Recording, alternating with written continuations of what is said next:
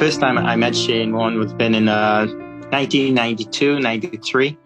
And we were playing the boxing match, test match at the MCG.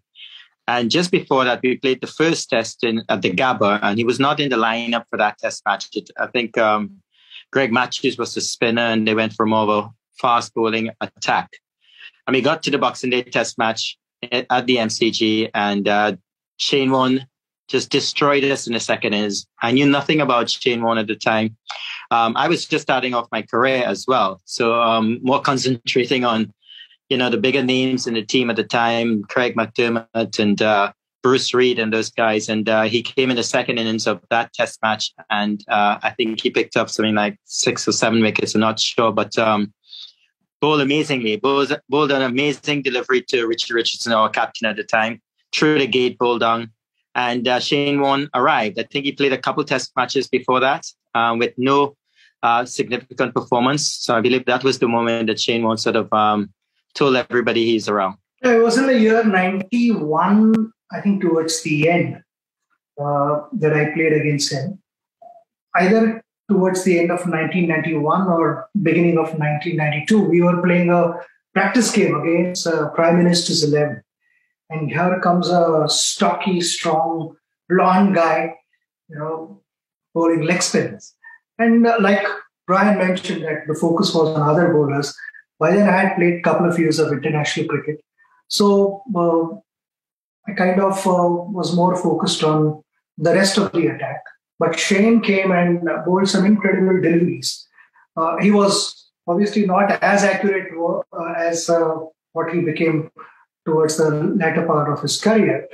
But, it was evident that, he had strong fingers, good wrist position, strong shoulders, and gave it a good rip. And I was beaten on a couple of occasions, when the ball spun on Australian surfaces. Ball didn't spin big initially, but as the match progressed, the ball started turning. But Shane was someone who was able to spin the ball from day one. So it was evident that he was going to make it big, and then he ended up playing Test cricket against us as well. But the first time I met him was in Canberra, playing for India against Prime Minister's 11. Well, first of all, we have to talk about why he became that legend that he eventually ended up as his career. We talk about that Mike Gatting delivery. They call it the delivery of the century. Pitching outside leg stump, and no idea Mike Gatting what happened to him. But I think, and you'd also appreciate the fact that an England-Australia Ashes series is maybe the biggest series in the cricketing world. And Shane Warne sort of cherished those moments, and his performance saved a lot of his great performances for those series. So, I mean, he became in the upper echelon of world cricketers, past and at the time present. And every time I came up against Australia, and you got to remember as well, the West Indies being the best team in the world, the number one team in the world for 15 years, being toppled by the Australians in 1995. The series against Australia, home or away, was always for me the most significant series. And of course, I will have to come back with a Glenn McGrath, Jason Gillespie, but most potent for Australia was Shane Warne. So the battles were great. Fortunately for me, I may be like Sachin, is that I grew up in a country where spin bowling dominated. The lower part of the Caribbean, Trinidad, Guyana, we play spin very well. So I was lucky as a youngster growing up playing a lot of leg spin, a lot of off spin. And Shane Warne posed a lot of trouble for a lot of other players. But I found myself, winning a lot of those battles. But what was very significant about him is that he never gave up. And he always produced that miracle delivery, the one that you didn't know was coming. So I always had my eyes open for Shane Warne throughout my career. And he was just a tremendous bowler. Bowling an attack as well that had awesome fast bowlers. So he wasn't always bowling at 20 wickets. So, he was just getting an opportunity maybe sometimes in the middle of the innings to get to sort of spin his web around the batsmen that he had to bowl to. And of course, we all know about the Darrell Cullinan stories, and he sort of dominated a lot of batsmen around the world, and you have to give him respect for that. That was my first proper series against Shane in 1998 in India. And Uh, Everyone tagged that series as Tendulkar versus Shane Warne clash. And I had to remind people that it's not Tendulkar versus Shane Warne, it is India versus Australia. But such was the following. So obviously, that kind of following is going to put you under pressure, and you're playing a world-class bowler like Shane Warne. You can't just turn up and hope that things are going to be okay.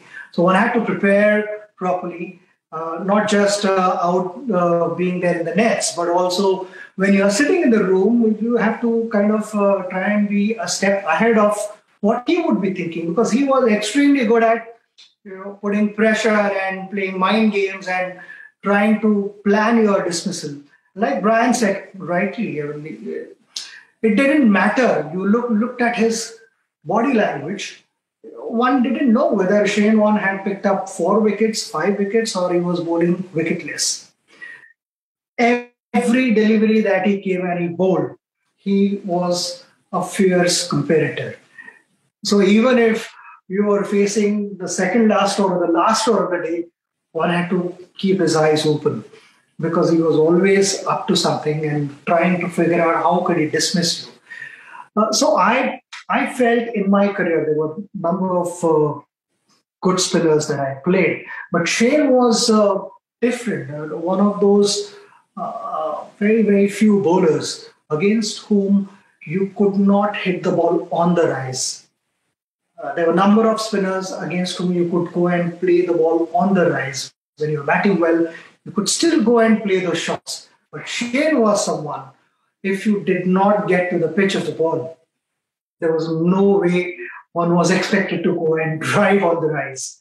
So I felt that was his class, the way he got the ball to drift. And that can only happen if you have strong shoulders and you're giving it a rip. The ball drifts down the leg and then it's leaving you again, spinning away from you. Not many bowlers could do that in world cricket. There were some great spinners around, but Shane was without any doubt different. I had to also practice differently, because till then nobody had bowled round the wicket in the rough trying to get you out. Round the wicket in the rough or left arm over the wicket in the rough was usually bowled to keep things under control. If the batter was scoring runs quickly, then you kind of slow him down. And that was the strategy most of the teams were adapting. But Shane was actually looking to get the batter out. So I had to prepare, what were the defensive options and what were my attacking options. So I ended up practicing against Shane as well. But not many guys could do what Shane did.